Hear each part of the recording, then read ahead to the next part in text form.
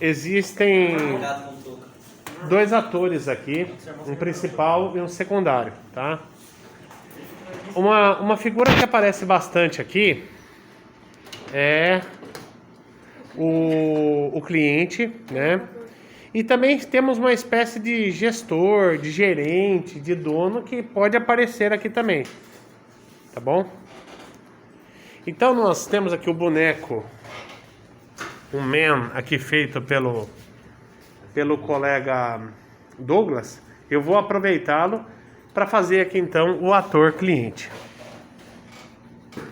Eu vou para o primeiro caso de uso aqui. Realizar empréstimo. Então vai ter um estímulo. Vou chamar agora, em vez de manter, vou chamar de realizar empréstimo. Para dar uma variada um pouco, em vez de manter. E tá aqui o use case. Esse é o primeiro identificado fácil aqui. Só que aí eu já percebi que eu acabei de cometer a primeira gafe. A gente vai fazendo sem ler o contexto. Vocês lembram da questão do ator principal e o ator secundário? Sim. Porque se você já for resolvendo realizar empréstimo, você vai enroscar nesse requisito 2. O sistema deve permitir que o cliente apto pegue emprestado um ou mais carros. Então, a armadilha, como eu falei para você. Primeira coisa, não é o cliente que vai fazer esse requisito 1 aqui. Será, na verdade, o gerente. Explico por quê.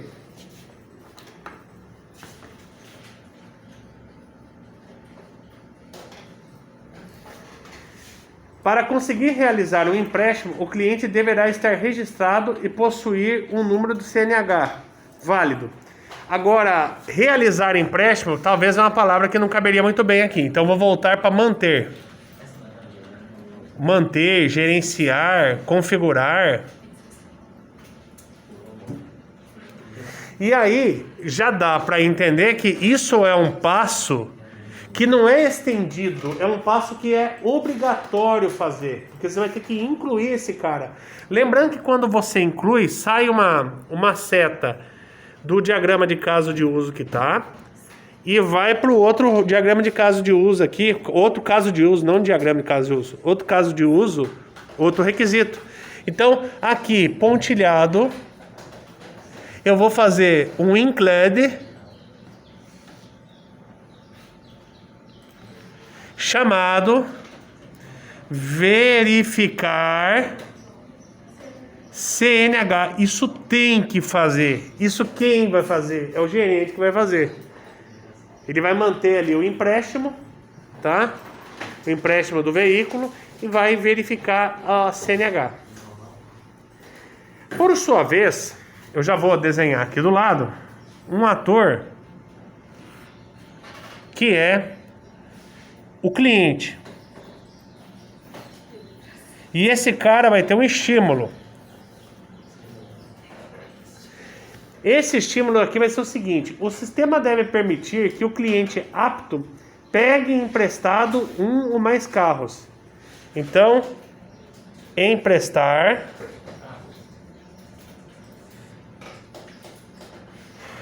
carro.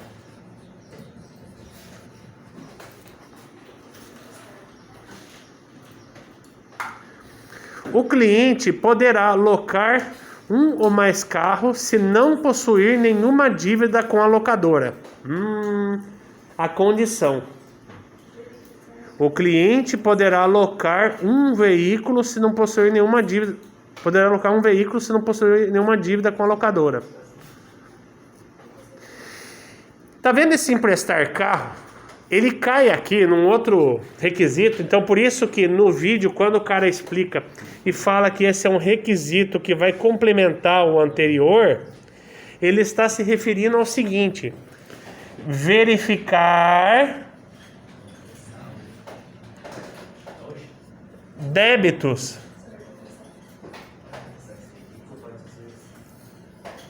Isso aqui, será que ele vai ser um include ou vai ser um extended? Vamos perceber isso no texto. O cliente poderá alocar um veículo se não possuir nenhuma dívida com a locadora. Então é um if, como o cara fala no vídeo lá. Isso aqui é um include, vai ser obrigado a fazer. Tá certo que é um exemplo curto, né?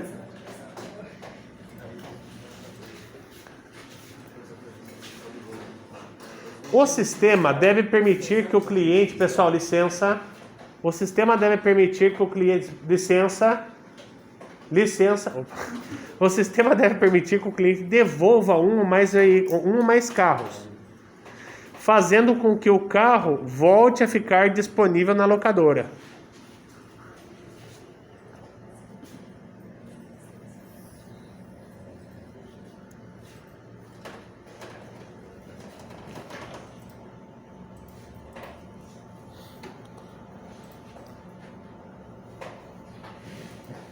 Devolver carro. E teve um estímulo aqui.